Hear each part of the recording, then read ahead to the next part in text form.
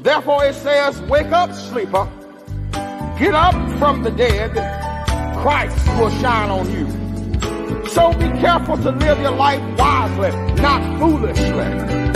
Take advantage of every opportunity because these are evil times. Because of this, don't be ignorant, but understand the Lord's will. Saints of God, my eyes have seen the glory and the coming of the Lord. He's trampling out the vintage where the grapes of wrath are stored. He hath loosed the faithful lightning of his terrible swift sword. His truth is marching on. I see him in the watchfires of 100 circling camps. They have builded him an altar in the evening doing dance. I can read his righteous sentence by the dim and flaring lamp. His day is marching on.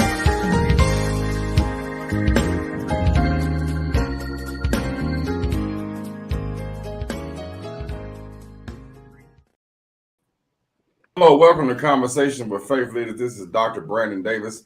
I'm the founder of Content Writing Service and Conversation with Faith Leaders. And tonight, for this special occasion in honor of Dr. Martin Luther King Jr., I have several friends who's going to help me to articulate a conversation about why can't the church wait? This is a very important conversation because we are experiencing a unique shift and a unique difference in our understanding and our versatility in which we do ministry. And so it is important for us to articulate this conversation in light of Dr. King's birthday. And so I have with me Dr. Chad White, Pastor Gregory Bentley, and joining in a few minutes will be Dr. Kerry Stanley. These gentlemen are scholarly preachers who are well-versed in Kingian studies, and they will help us to articulate this conversation tonight.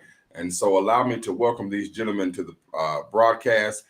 Pastor Gregory Bentley and Dr. Chad White. Gentlemen, welcome to the show. Greetings, Pastor. Bishop. Good to be with you. Glad to have all here. This is something that Chad and I do often, and that is converse about Dr. Martin Luther King's theology. We try to pontificate as often as we can about Dr. King in light of our current social status. And so I'm tickled pink to be able to have this conversation tonight. Chad White is our resident theologian when it comes to King studies. I'm a cheap novice. Chad White, who has an earned PhD and an earned D-Min. I aspire to be like you, Doc. So we're going to rely heavily. Pastor Bentley and I are going to rely heavily on you, sir.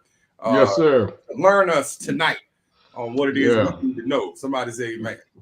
Yes, man, sir. Listen, I am honored to be on.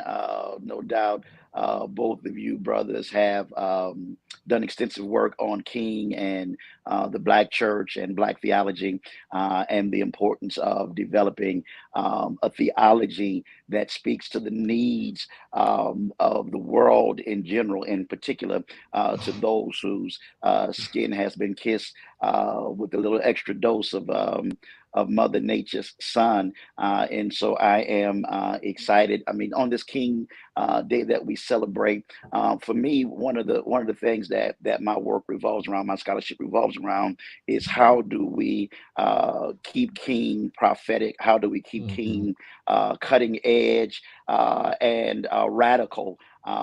There's a piece I'm working on now called King, the Radical American Prophet. And unfortunately, Carl Wendell Hines writes a poem called Now That He Is Safely Dead. And he literally says that dead men make convenient heroes. And so you see the likes of Tucker Carlson and other pundits and talking heads on Fox and other super duper right wing extremist politicians walking across the Edmund Pettus Bridge and quoting the I Have a Dream speech, that one snippet that people love to talk about children holding hands, and they ignore King's call for reparation. They ignore the fact that King said that America, I fear that my nation, America, my country, is the most violent nation in the world, and we ignore the things that caused King to be killed, just like Jesus was not killed for being a nice man. He was killed because he was a radical prophet.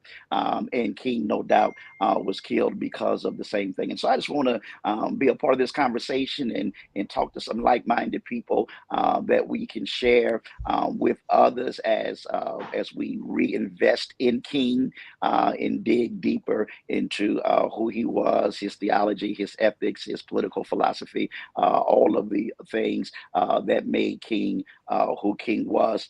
And so tonight, I'm excited again to be with my good brother Brandon, Dr. Brandon Davis, who's a scholar, no doubt, and another great brother, Pastor Bentley, who we share just like Dr. Davis. We share regularly about the plight of America and what the church can and should be doing in order to help America get right side up. And in the words of King, as the SCLC slogan, to save the soul of America. Well, Doctor, this is going to be great. I'm looking forward to it. Pastor Bentley, if you want to introduce yourself, you and I had a moment to converse backstage. So if you would just take a moment to introduce yourself, and that should give Dr. Kerry Stanley enough time to come on in the room. Well, man, I'm just glad to be with you all tonight. My name is Greg Bentley. I'm the pastor of Fellowship Presbyterian Church in Huntsville, Alabama. Just glad to be in the number and being a part of this important conversation because the legacy, the real legacy, and the real King has been so co-opted and so butchered and so mismanaged. I think we need to attempt to set the record straight. The ideological heirs of the people who harassed Dr. King by day and harried him by night now pretending to carry his legacy. It's an obscene type of thing, and we need to make sure that doesn't happen, so we can ground ourselves in the real legacy of Dr. King and not just celebrate but emulate his prophetic witness. So, brothers, I'm so delighted to be able to share this space with you guys. Again, we're waiting for Dr. Kerry Stanley, but I don't want to belabor the moment.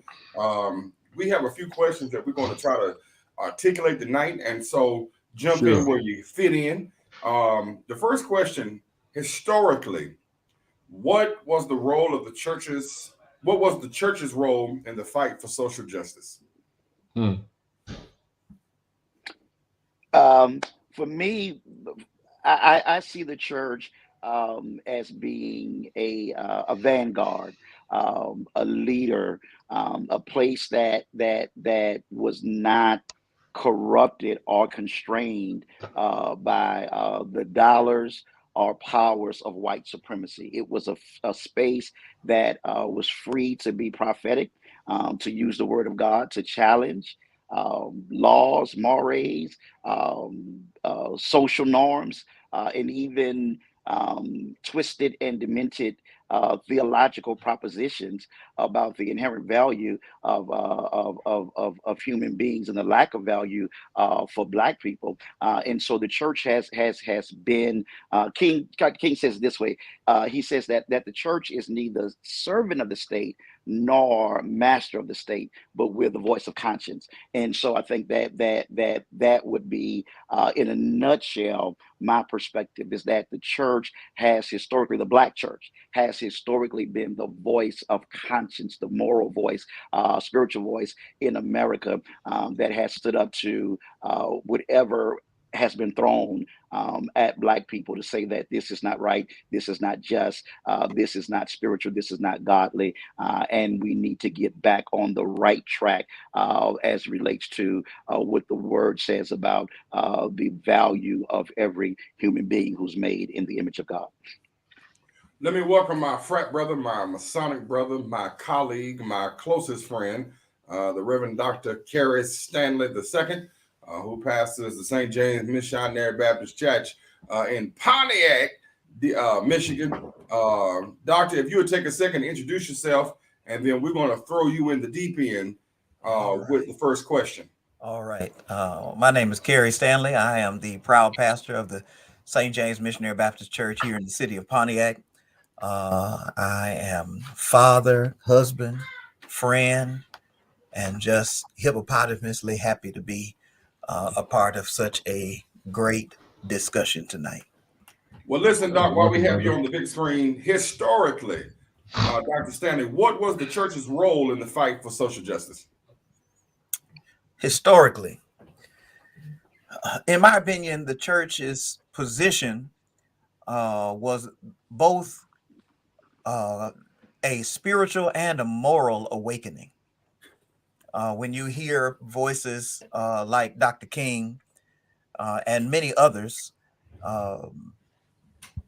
they were waking the church from the slumber of the American dream and galvanizing them to work not just to live in the same neighborhood as everyone else, but to know their worth and to build something greater than what America had to offer.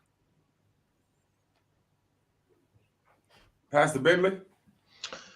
Yeah, I want to add a little nuance to my answer, in that when we say the church, I think we have to qualify it a little bit, because I think it was Dr. Otis Moss II, who was once asked, how many people do you think at the height of the civil rights movement were involved? He said about 2,000. Think about that. You know, now he's not talking about people. There are some folk who showed up for marches and demonstrations. He's talking about folk who had sustained engagement over time, systematically and organizationally. Because what we have to realize is that the civil rights movement didn't last 2 weeks or 2 months or 2 years. You're talking about roughly 20 years. All right. So, and you're talking about a good sized church, 2,000 folk. Right. We tend to think about, oh, millions and millions of people. No, that just wasn't the case. And even when it comes to churches, the church, I think we have to say churches, because I think it was somebody estimated that only about 12% of our churches were really involved in the movement. So it's yes, I think I'd like to talk about it in terms of what should be our position, or what should have been our position, because the fact is, Dr. King, you know, the Black church fought Dr. King. In fact, they ran him out of the Baptist convention. Are you with me? That's what gave rise to the Progressive National Baptist Convention. There was a group that was saying that we need to be more spiritual, kind of on that John MacArthur tip. We just need to be on a more spiritual. We need to talk about the saving souls of people. And don't pay attention to the ghettos and the slums that condemn their bodies to hell. So you have that tension. But I think the best of the Black church tradition, what I would call the Black prophetic tradition, has been so powerful. It hadn't been about having a whole bunch of numbers, but having enough to get the job done. And so, yeah, I think our role is always to be, as Dr. King said, to be the headlights and not the taillights. But far too often, as it was then, we find ourselves, unfortunately, being the taillights. Let me try to share with you guys in a kind of contextual way. Last year, I had the privilege of speaking on behalf of the Duplin County Alumni Chapter of Alpha Kappa Alpha Sorority Incorporated. I was their MLK speaker, and so I talked about the tragedy of exhaustion and the urgency to keep going. And so I want to kind of shape our conversation. And we're referencing Dr. King's book, Where Do We Go From Here, Chaos or Community, which was his final book, where he spent a significant amount of time in Jamaica. Just he and a couple of friends and his wife, Coretta, wasn't even the telephone in the house, where he just wanted to be in seclusion from the world, and seclusion, watch this, from the movement itself, from the urgency of the movement, because he was at the forefront of the movement, no doubt. But as a contextual framework, as a prophetic witness, King began to sound the alarm for the recognition of a shift that involved more than just seats at the table, photo ops, and backdoor agreements that would never allow us to walk boldly through the front door as recognized equals.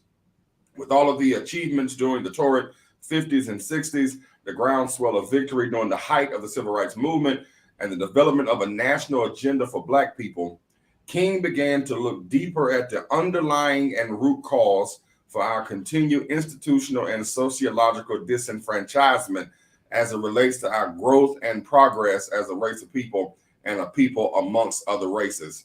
And so when you think about the civil rights movement, and Pastor Bentley hit it on the head, it wasn't a large, encompassing, altogether network of people who supported the civil rights movement.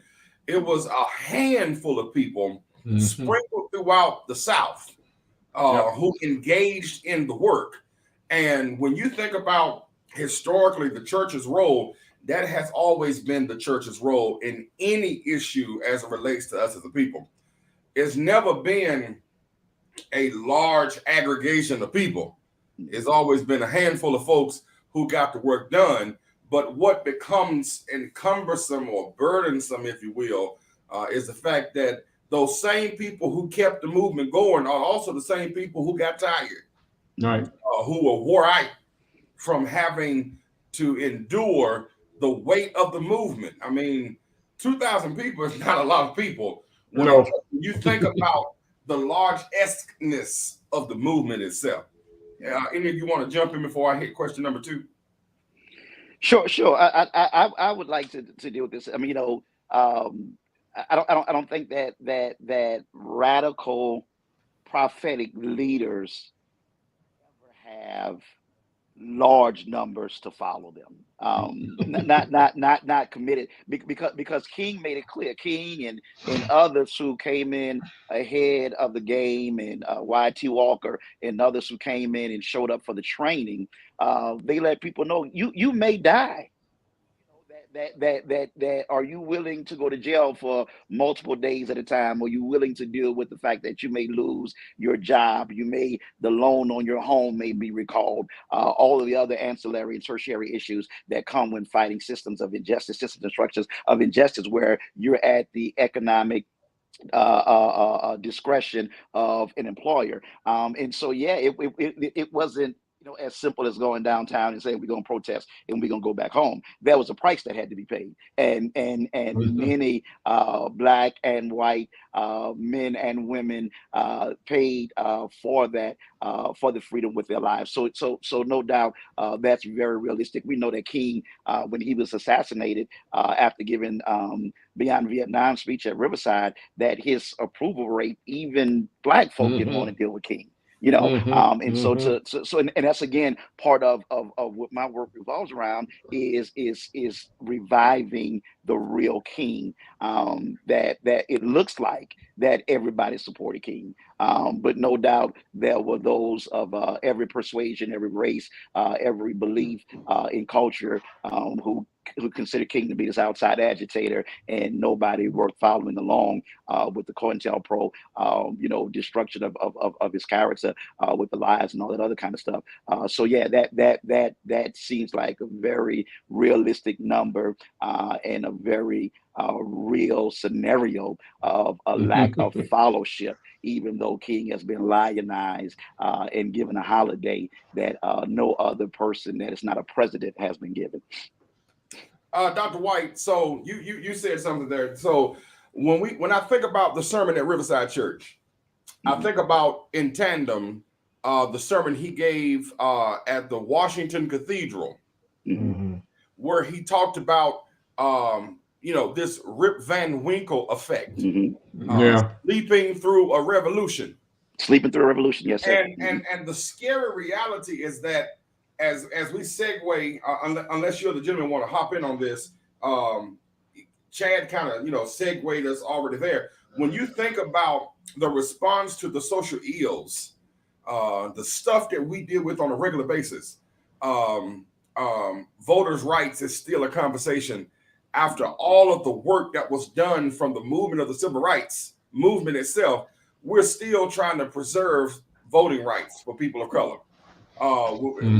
We're still battling the over imprisonment of people of color.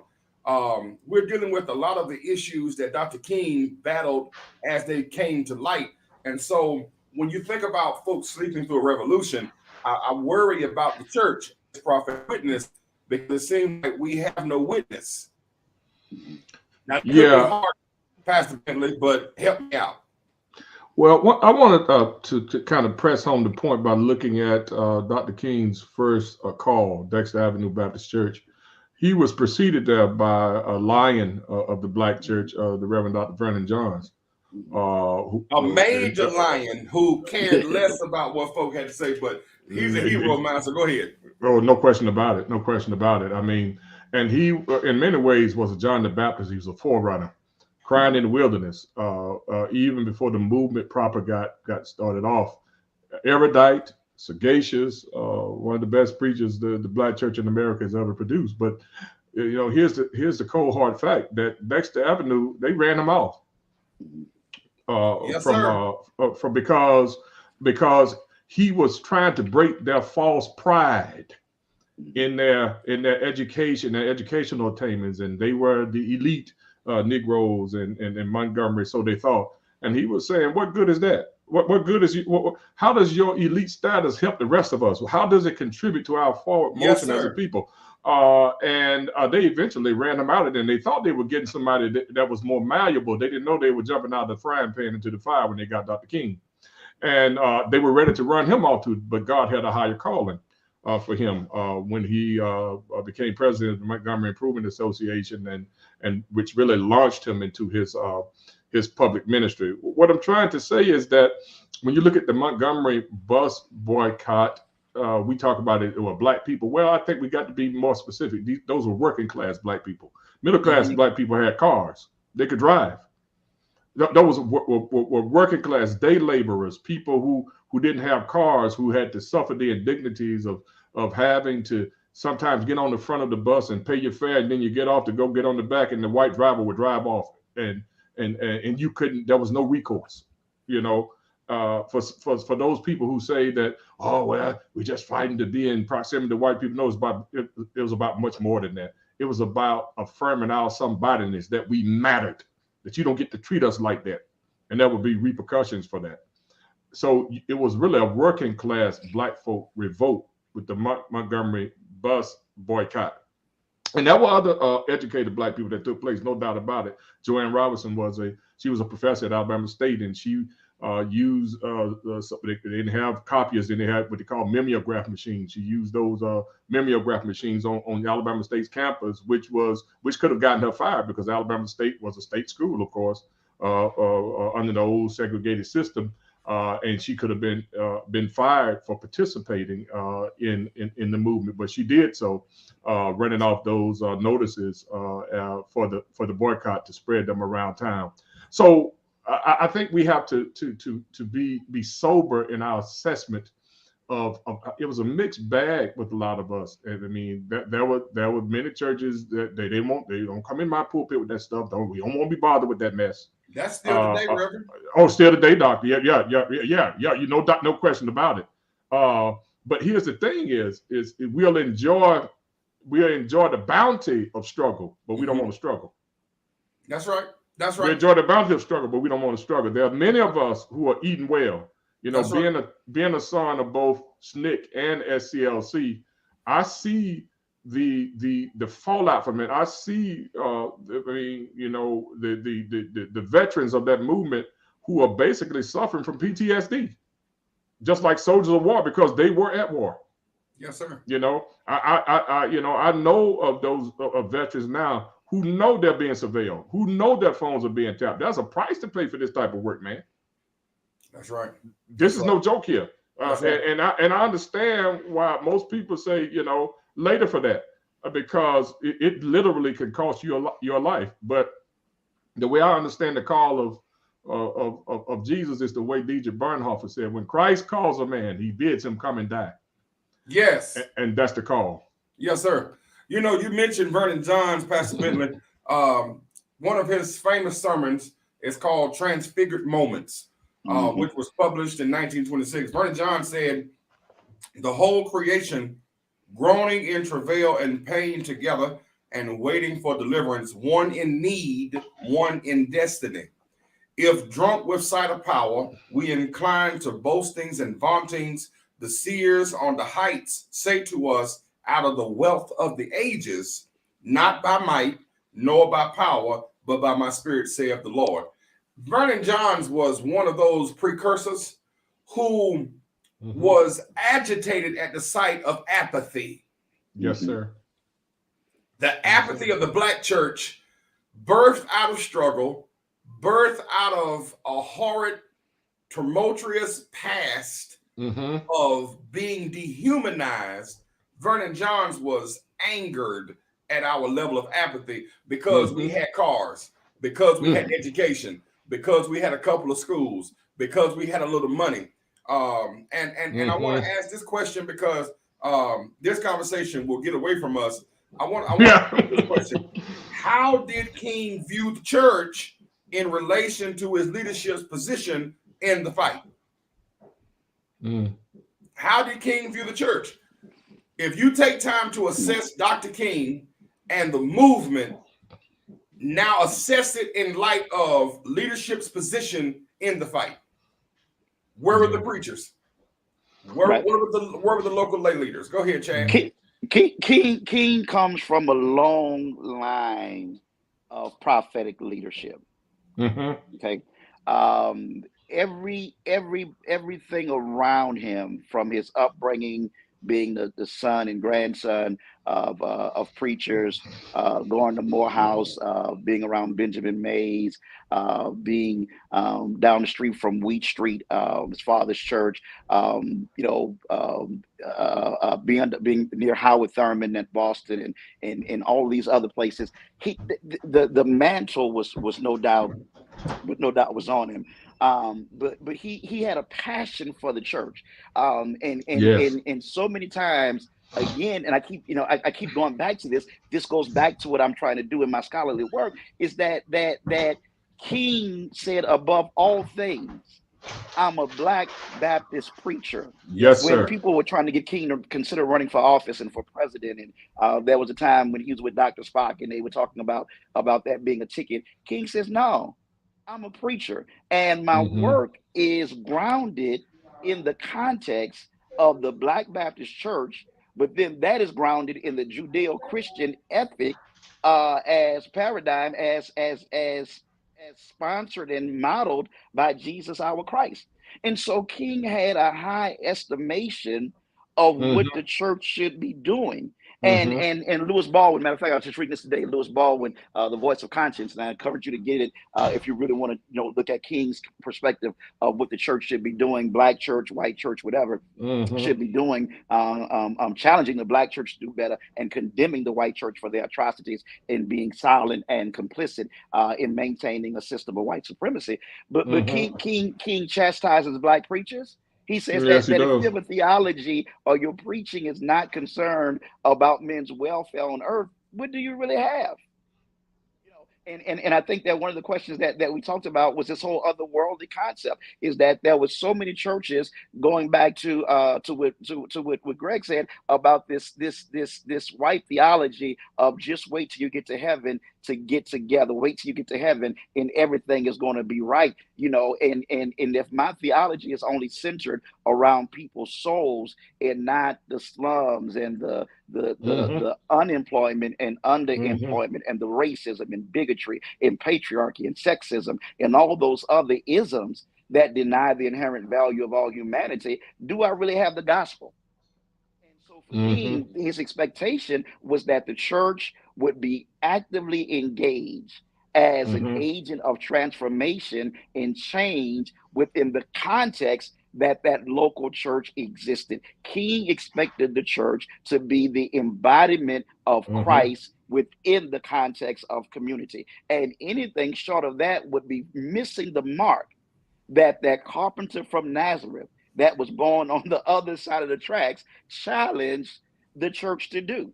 And so no doubt the church has, wonderful spires and steeples and stained glass windows and plush carpet and amazing sound systems. And now we have these great video boards. But what King's question for the church to me would be, what are you doing to get your hands dirty, to change the material existence of those who walk across the door sills of that building, but also those who will never come inside a church. And for me, that's what King thought about the church and what the work of the church should be about. Let me ask Dr. Stanley. You've been quiet for a minute here. Doc, unmute yourself, because this is a conversation that you and a couple other preachers we have on a weekly basis. Certainly. I'm listening and taking notes. What Chad said, what is the church doing to get your hands dirty? Well, and I'm listening to Chad, and like you said, Dr. Davis, we talk about this on a regular basis. I believe that the church has gotten so comfortable with its padded pews and its stained glass windows that it obstructs our view of what the community really looks like.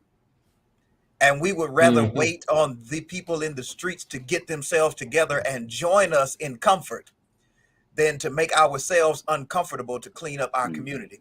And that is one of the reasons why many preachers today still will not avail themselves to the work of social justice or justice in general, because it takes them away from their message of when we get to heaven, everything is going to be all right.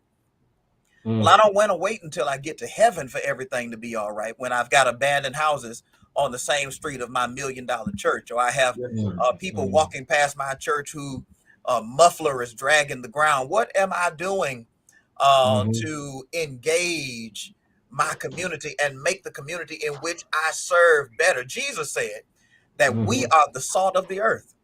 And if the world around us is spoiling, then whose fault is it? Yes, sir. Pastor Bentley? Yeah, no doubt. One of the things when I think about Dr. King and his vision of the beloved community, which Jesus called the kingdom of God, one of the things that he called us to task on is our confusing Americanity with Christianity. Oh, yes, sir. Americanity with Christianity, and and many of us, our God is Mammon, even in the church. It's not the King of Kings and the Lord of Lords. It's not the Holy One, and the Ancient of Days. Right. It's Mammon. It's Mammon. So we wonder why the salt has lost its flavor. We wonder why the light is under a bushel basket, because we're bowing down to the wrong God. Most definitely. We have adopted the religion of Americanity rather than Christianity. We're not following the master, but we are following Mammon. And I think we've done it so long. Many of us have become so confused. We calling up down and down up, and right left and left right. We don't even know. We've been turned over to a reprobate mind about these things. And it's going to take the power of God to break this stronghold among many of us who claim to be preaching the gospel, but it's really the gospel of capitalism. Yes, that's why I said in the beginning, yes, sir. We have to be awakened from this slumber of the American dream. That is something that King and someone that I study on a regular basis, Dr. William Augustus Jones, that is what they did in their preaching. They let us know that just because you have a car doesn't mean you've arrived. That's it. And until everybody has what you have, you haven't done anything. This is Dr. King from a sermon on Sunday, on his thoughts on Sunday morning. Segregation scars the soul of both the segregator and the segregated. The segregator looks upon the segregated as a thing to be used, not a person to be respected.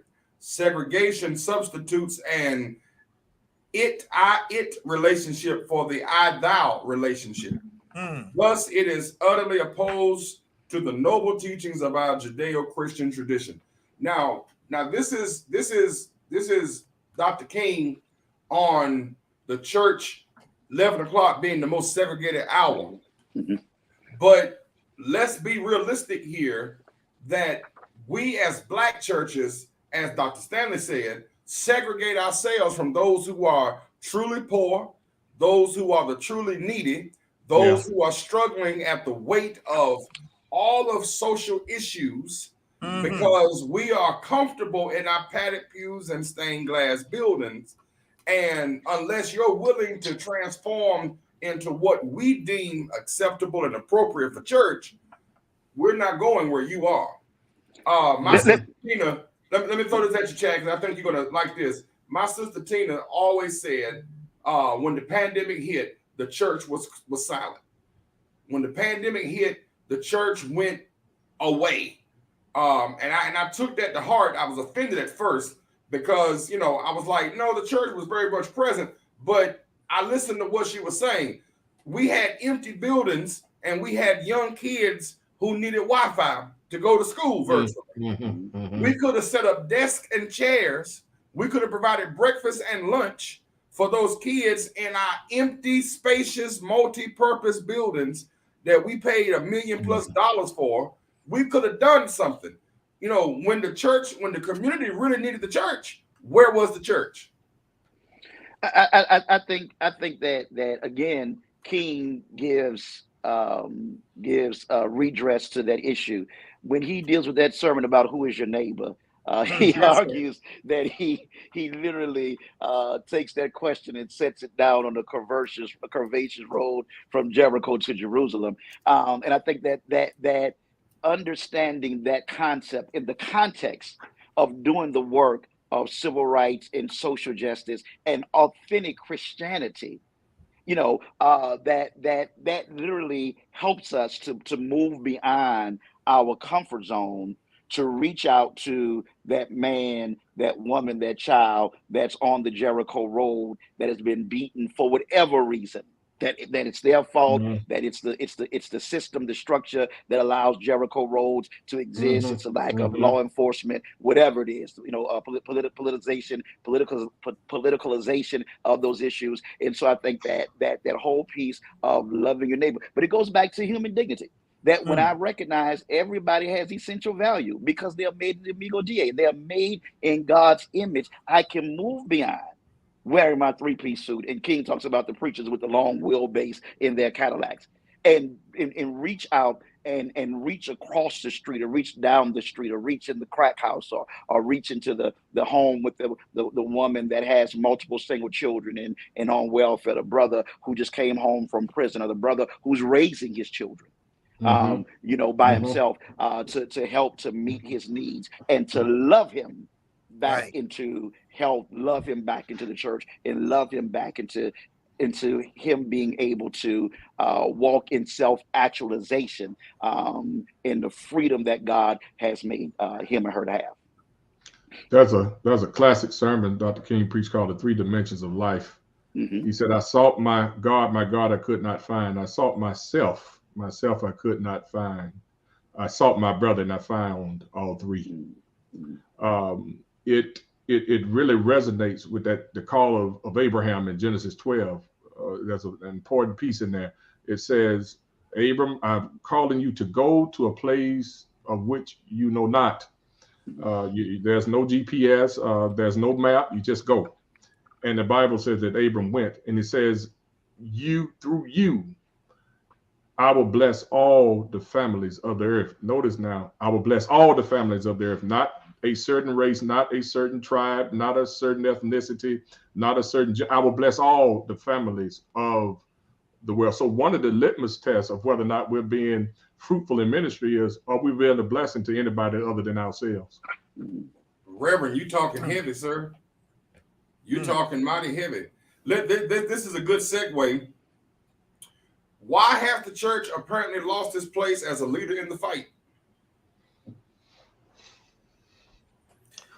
Well, Dr. King said in his sermon, the drum major instinct, that the leaders in the church want to be the leaders of the parade. Yes, sir. And that's our issue right now. We have so many preachers who want to be celebrated that they cannot work. They want to be put up on the podium, and they want the people in the church to put them on their shoulders and carry them around as peasants. That's why, we throw dollars at the altar. Yeah. And those dollars never break out of the church. We tantalize the preachers in inordinate affection for money by throwing money at a holy and sacred place and at a holy and sacred time. Well, the preacher in most Baptist churches has become the fatted calf. Y'all trying to get in trouble, you ain't got to worry because you founded your own church, Reverend. your deacons are of your own choosing. Y'all about to get in trouble, man. Yeah, well, like I said, the preacher has become the fatted calf. That's right. And you cannot condemn what you condone. That's right. Lord have mercy. That's right. That's right. And that's what makes it difficult. That's what makes it difficult to articulate that question. Why has the church apparently lost its place? There's so many issues that the church could be tackling at this particular moment, other than just having an annual MLK Day, right? Where we choose the same speakers. And I got in trouble for it, but I didn't care. I was chosen on behalf of the city of Wheeling, West Virginia, to speak for the anniversary of the I Have a Dream speech. And I was told to be on my best behavior, Chad, because the mayor was going to be there, city council was going to be there, white clergy was going to be there, and the president of the Ministerial Alliance considered me to be a Vernon Johns, if you will. And so my subject, because I was already pissed beyond festivity, to behave as if you know me to be a troublemaker. I'm not a troublemaker. I'm an agitator. My subject for that event was, can we talk about something else? Because the biggest issue that I've seen that hurts the church is that we're constantly talking about the same stuff. Nobody has any theological, biblical, sociological, philosophical imagination to talk about anything else. And we're too afraid to talk about the elephant in the room. Right. And so the black church has become a joke. The black church is no longer taken serious because we're always talking about the same old stuff. Well, surely by now we should have had some new dreams. Well, Davis, certainly there's two things that America loves, and that is a domesticated king and a domesticated black church. You got it. Those two things America can handle. When the church is prophetic, America has a problem. And that's why America doesn't have a problem with the president speaking in the church on Sunday morning. They love it because a national pulpit means that the king is celebrated, not corrected. That's right. Chad? Let me say this. I want to go back and delve into this issue of the church losing its cutting edge, in particular in light of in the realm of social justice, civil rights, social action. I think there are a number of things. I do some work with at Simmons College with Kevin Cosby, who, dude is just brilliant, man. But we talked the other day, and we were talking about the importance of institutions in the Black community. In order for a community of people to survive, there are some institutions that are essential and non-negotiable. We've got to have banks, we've got to have churches, we have to have schools, and we really have to have hospitals and medical care. Okay, a couple of other things, but what happens is that I argue that many people have misunderstood what King was talking about, or what the essence at an ontological level, what integration was all about. Integration was never for King that I want to go live in a white neighborhood. How do you know that, Chad? Yeah. Because he never moved from where he lived. Right. And King makes it clear. He was on an airplane, and there was a white man sitting next to him, and the white man was complaining about social, civil rights and integration. And King says, hey, man, I don't want to be your brother-in-law. I just want to be your brother. I got a fine black wife at home. There you go. And so I think that integration for many, we've misconstrued it and think that integration means move out of the black neighborhood, leave the black church. I hope I don't get in trouble on this, and I've gotten in trouble before, but it's okay. Leave the black church, stop banking with black institutions, no longer attend black schools, and go out and take the best of the black community and put it in the context of the white power structure in hopes of rounding their edges and assimilating them into the white system rather than them giving back into the black community. And we see this. So integration was not bad. 54 Brown versus Board of Topeka Education was wonderful. But the problem was, instead of white America giving the black community the monies and the dollars and access to resources that the white schools had, they took the best of the black community and brought it into the white community. And so for me, one of the issues that the church struggles with is how do we keep our strong, prosperous, prophetic, able-bodied, able-minded people coming to our churches rather than them going to other churches that are led by other races of people, or not coming to church at all, which then in turn dilutes our power.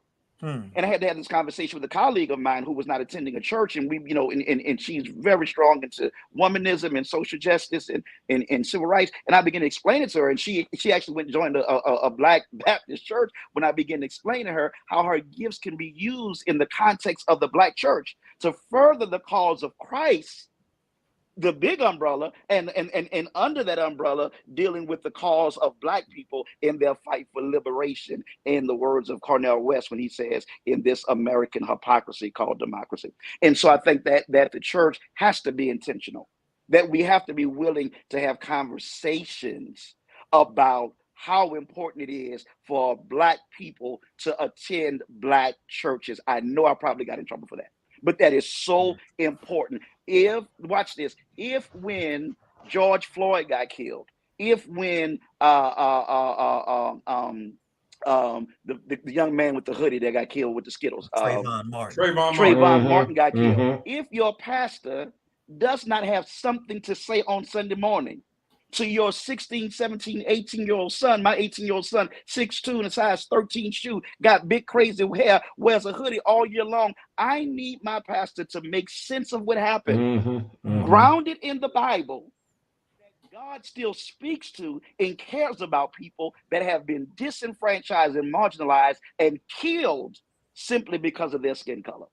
And so I think that's one of the major problems that we're facing in the Black church, is that our power has become so diluted because there are too many people in the Black community that still labor under the misconception that the white man's ice is colder than the Black man's ice. Well, you answered one question I was getting ready to ask Chad, that was, why do people of color feel comfortable sitting in the oppressor's congregation? And that's a question that I've always had. Like, how can you be comfortable? I think there's a. Go ahead. Well, and I hope I don't get in trouble for this, because I'm thinking about something that my pastor, Dr. Alphonse Allen, shared with me. There was a gentleman at the church who, because he was a very wealthy person, thought that his money carried weight in telling the pastor what to do. And if you don't know my pastor, he is a very big, strong, muscular Black man. He's nobody's, amen. And you can't intimidate him, and he doesn't care how much money you got. And so when that person was corrected, they made a very public exit from the church, to the point of telling folks, we're done with Black church. We're going to go over to the white church, because they don't ask us to build stuff and then pay for it. They don't ask us to be responsible for the mortgage and be responsible to pay for this or that. They respect us for who we are. They give us dignity and respect, and that has become what is sought after for people of a particular status in society. They don't want the responsibility of being told that you have a shared fiduciary responsibility within the church and within the community. And if you have money, if you have resources, if you have education, if you have gifts and graces that other people don't have, you are responsible to your community to not only say something, but to do something. Yes. Yeah, I would like to amplify that point about some of the misconceptions that we have about Dr. King. One is Dr. King never told us to give up Black institutions. That's right. If you look at where he was born and raised, if you walk down Auburn Avenue, that was he lived in the shadow of Black excellence. All you had to do was walk down his block. You had Black independent institutions. You had Black insurance companies. You had two of the biggest Black churches in America right on that block. You had all kinds of Black examples of the Black entrepreneurial and spirit and Black self-determination. So that wasn't what Dr. King was about. It was about access. How do we get access to stuff that our tax dollars paid for, that we should have access to so we can thrive? So it was never about giving up what we have built. It was to really strengthen those institutions so they could continue to flourish and help us become all that God wanted us to be. Another piece is about all of us here, the famous I Have a Dream speech. Well, what we're really lifting up is the hoop of a sermon. Yeah. The meat of the sermon was the uncashed check. That's Dr. right. King was saying, run us our money. That's what he was talking about. And what we've taken the hoop and made it the meat. And we don't even realize, Pastor Bentley, that this wasn't a hoop. This was an intellectual celebration of having argued and articulated the uncashed check. Sure. And that was only at the urging of Mahalia Jackson when she was saying, "Tell him about the dream, Martin. Tell him about the dream." But let me cut you off there. No, go ahead. Don't dismiss the fact that there was a lack of intellectual testicular fortitude missing from the crowd. Sure. The reason why Mahalia told him to tell them about the dream, because the people ceased to respond when he talked about the social plight and the social ills in his "I Have a Dream" speech. Just like now. Sometimes if you preaching about that, Negroes will be checking the email or texting somebody, and then you start pulling it, and then hey doc, and don't get me wrong. Now I like you to sweeten it a little bit too, but after you fed me. Yeah, doc. Good meat makes its own gravy. That's what I was told. Yeah. I can't make it. I can't survive just off gravy. That's right. That's right. Feed me, and then I'm ready for it. Yeah, I'm ready for it. And I think, and that what has happened, man. I think our churches. I think it was one scholar said that there are three types of churches. There are entertainment churches, containment churches, and then liberation churches. Unfortunately, that liberation churches fall into such a small percentage that we got to grow that percentage a little more to really see a measured impact on society. One more thing I want to say, Phyllis Tickle talks about the 500-year theory. She said, when you look at the three Abrahamic religions, about every 500 years, you have a major cataclysmic event. Take Christianity, around the 500-year mark, or roughly around there, you have the church becoming the state religion under Constantine, right? And then about the 1,000-year mark, the church splits into East and West. And of course, around the Middle Ages, you have the Protestant Reformation. And now, 500 years later, what is that cataclysmic agent? COVID. So many of us are trying to figure out what is the role of the church. Am I still here? Yeah. Y'all hear me? Okay. Yeah. It looked like I had gone out. What is the role of the church in light of this cataclysmic event? I had a CME brother of mine said he was talking with his bishop, and he said, "Bishop, many of our churches, ain't gonna make it. They're gonna die." He say, "Son, it's not that they are gonna die. They were already dead. COVID is the wind that's blowing the sand away from over the bodies." Wow. So COVID is not killing anything. COVID is revealing what was already dead. Wow. Doc, listen, we can be here all night. I think we're going to have to do a part 2, Chad. We're going to have to continue this conversation. What I would like to do at this moment, I would like for each one of you to just leave us with the final thought in light of Dr. King and where you feel our attention and focus should be. Man, that's a good question. Dr. Stanley, you want to leave us with your final thought? Yeah, you would call me first. Last one in, first one to close. I see. Well, we had the conversation with my sons the other day about what was the most important speech of Dr. King, in my opinion. And I shared with them that the most important speech, in my opinion, was the drum major instinct. And as I said earlier, I brought up to my sons that King says that many of us have that desire to be up front. But Jesus says that the first will be last and the last will be first. Like James and John, who wanted the best seats. And Jesus wanted to remind them to be servants. And I think as a church, that should be our mentality. That our call is a call to serve, to have all things in common. And I think when we think of Dr. King and we think of the movement, we have to get past what we see on TV and really look at what Dr. King desired. We talk about the Southern Christian Leadership Conference. We have to look at what Dr. King desired. He desired in that for everybody to have a right to a decent life. And we shouldn't have to wait until we get to heaven to live decently. Yes, sir. Yes, sir. Because that's not even what Jesus talked about. And so I think for the church, we need to get back to, I want to, Davis, you know, I'm harsh, so I'm trying to be kind. We just have to get back to being who God called us to be, and not waiting until January to celebrate, my God, King, or Easter Sunday to celebrate Jesus. My God. Yes, sir. Yes, sir.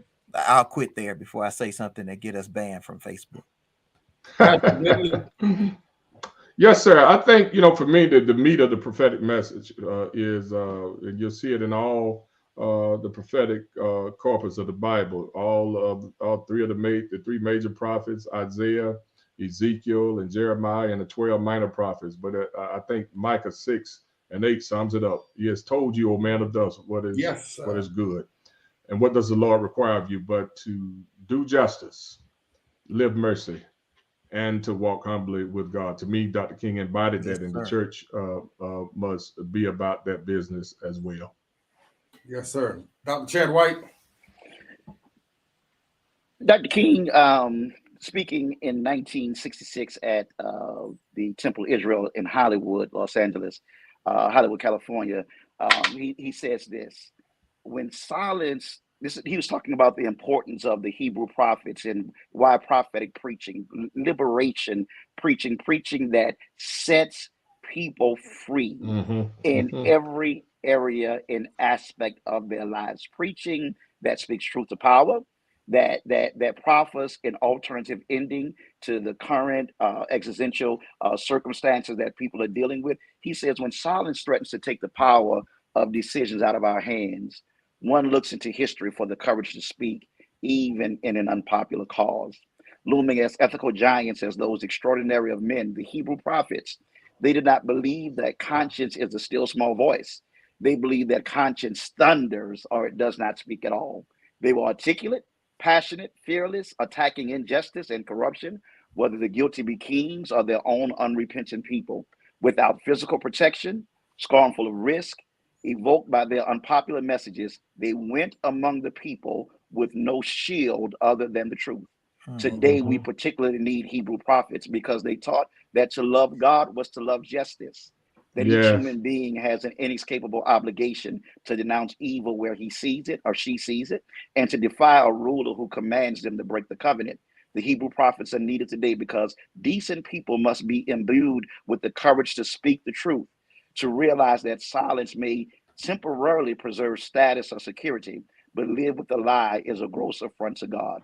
The Hebrew prophets are needed today because we need their flaming courage. We need them because the thunder of their fearless voices is the only sound stronger than the blast of white supremacy. And so Yes, for sir. me, that's what King was all about. That it's the courage to stand, it's the courage to be, it's the courage to speak out, even when death is at your door. Oh, yeah.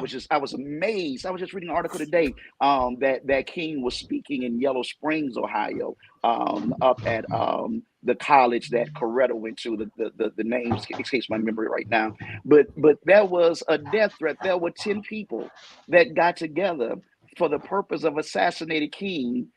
Antioch is the college. He was speaking at the graduation at Antioch, and there were 10 people. A lady out of Cincinnati brought a rifle, and she hired 9 other people together to kill King. So when King talks about death, it's not some love affair with the morbidity of being a martyr. Say that, This Doc. was Say his that. lived reality. This is what That's this right. man lived with every day. His first year, 55, his house gets bombed. This That's dude is right. young, with a young Yep. family, and so I think if I take away from the life and ministry of King, and as we celebrate Doc's birthday on the day, that is the courage to speak up. King did not need the civil rights movement per se. He could have gone to the East Coast and became a professor.